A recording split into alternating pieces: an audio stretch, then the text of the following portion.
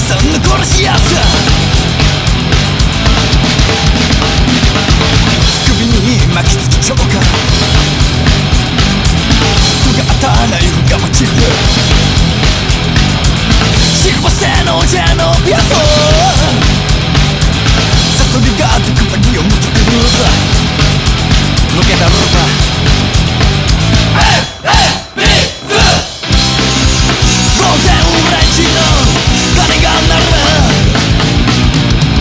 誰もが今のために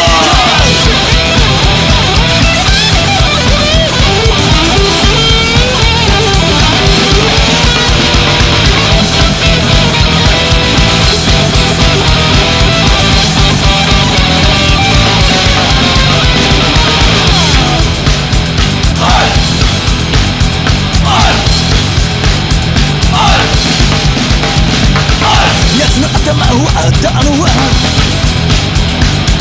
凄腕のペペロンチーノ、風に誘われたどり着いたイタリア産の殺し屋さ。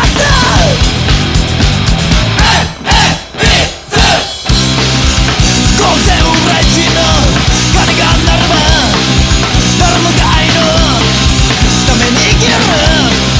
持ち前の鋭さで今宵お前を打ちにいくぜ。